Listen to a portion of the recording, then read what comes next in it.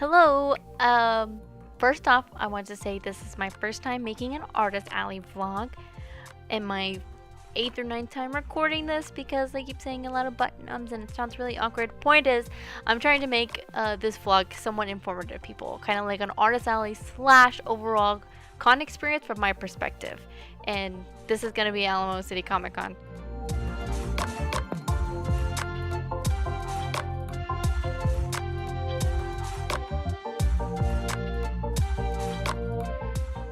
This convention took place in the Alamo Dome in San Antonio, Texas. When I was doing my research, they reported having 50,000 attendees back in 2016. I asked a few other artists as well to get their opinion, and everyone said that the con has been getting smaller since they changed location 2 or 3 years ago.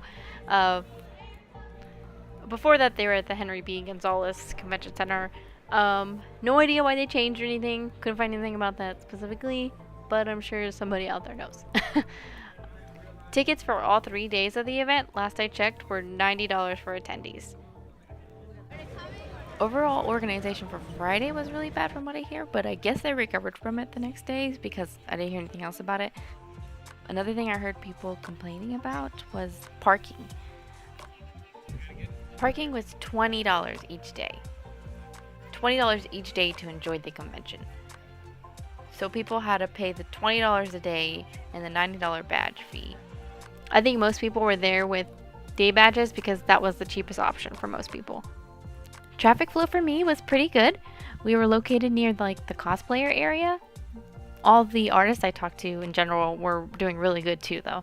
Friday was pretty slow for everybody, but that's typical for cons from what I hear.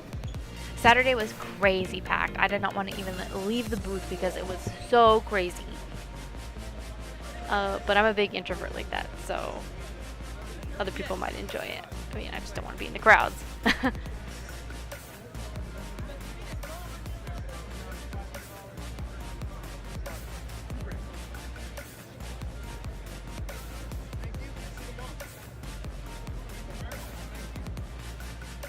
So a lot of the footage you're seeing here is from Friday, Sunday, when I gotta leave the booth and go out and explore.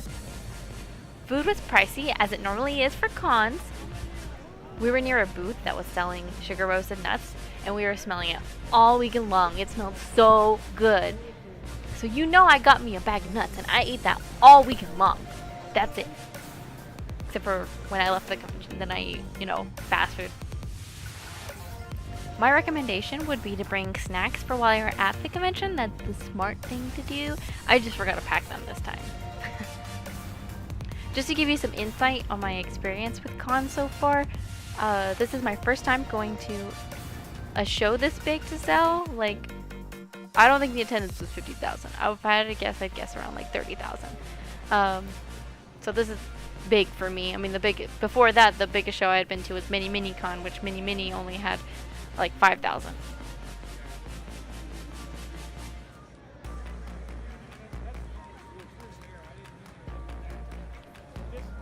This was my third con ever and the only comic convention that I've been to. The other two were anime cons, so with that said, I had no expectations for this convention. As far as I could tell for the vendors, it was pretty smooth. The con emailed every vendor and scheduled a time to come set up your stuff. I heard some people even came on Thursday to set up. Our scheduled time was on Friday. The show started at 3 that day. There was nowhere to park and unload without having to pay. They did let you pull up near the dome and unload, but we had 20 minutes to come back and move the car. So we had to pick up our badge and then go off and drop off the stuff and then move the car. So it was a little bit annoying. Now the booth came with 2 badges and it was $50 for any additional badges. Different booths were different prices. I got a glimpse at some of those prices a month or two before the convention. I don't remember the prices exactly, but it was something like the crafters tables were $330 each for an 8x10 space. And some of the exhibitor booths were $700 or more. So this show is definitely a big investment for people. I wouldn't recommend the show for anyone's first time doing an artist alley or exhibitor booth. Just because I think most artists that exclusively sell prints don't have a good advantage unless you have a huge social media following. there's just like a ton of artists here that are selling prints as well, so it's extremely competitive. I don't know the exact amount of artists they had, but the whole dome was filled with vendors all over the place, even like the halls.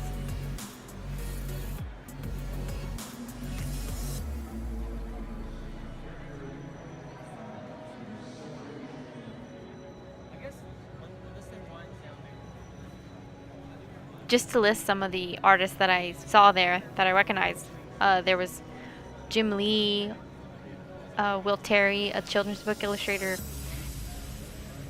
in Kawaii. I know he has a huge social media following, so you would expect a lot of people are going just to meet or buy from big artists like that. So like a regular attendee may not have that much money to spend on a new and up and coming artist. I did talk to a few other people that sell wearables as well, and they did really good. So I would definitely recommend this con if you sell wearables like shirts or jewelry, just because you're going to have that advantage over most other vendors that are selling. Now this is all just my opinion, so please do more research about this convention before you invest in it, because it will be a really expensive investment for a convention. There's a lot of other smaller cons you can try first to experiment with, and they can be a much lower investment and less risk for you.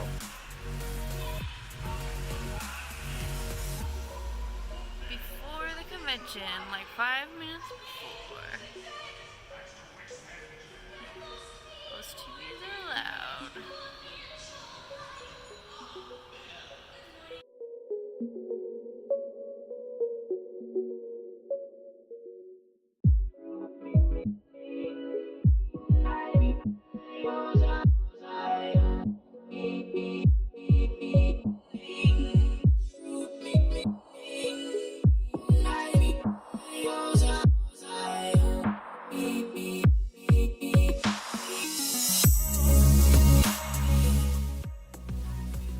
This is just kind of like a last minute tidbit, but there was also TVs everywhere, which was really cool, because then you can watch the panels with all the really big celebrities. Not that you could really hear them because there was so much noise, but it was cool.